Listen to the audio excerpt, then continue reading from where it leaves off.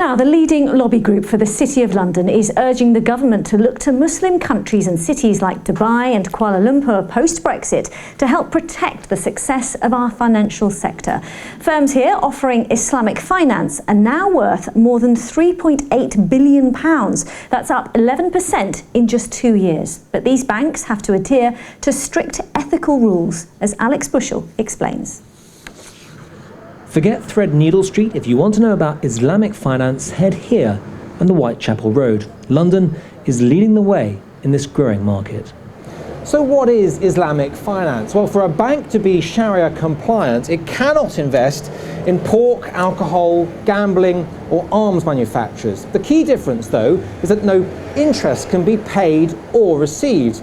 It effectively means that the risk is pooled between the customer and the bank, and the profits are shared.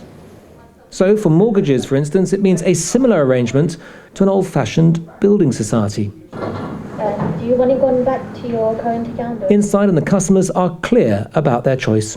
I really would like to see that a bank that I do bank with that guarantees me that they are not investing their money and my money into, especially in arms. Interest, it wrecks people's lives, basically. You know, we hear stories of banks taking back houses because people can't afford the interest repayments, and it's just devastating for people. So we can see why it's banned in our religion. People do still default and loans do go bad, but the risks are less, which is why a quarter of the customers here aren't even Muslim.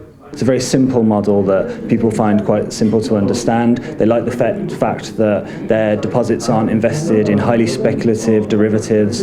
They're always invested in asset-backed investments. He also told me Islamic finance often invests their funds in property, which is why the Shard, the Olympic Village and Battersea Power Station have all been financed in part by Sharia-compliant funds. It also means they rely more on the property market doing well. Today, the government said they want more, not less, Islamic finance.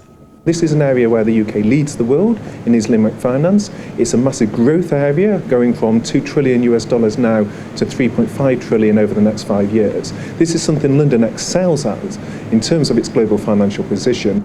That's why, post-Brexit, the city hopes it can win more business from Dubai or Kuala Lumpur, even as Frankfurt and Paris seek to steal existing business from here. Alex Bushell, BBC London News.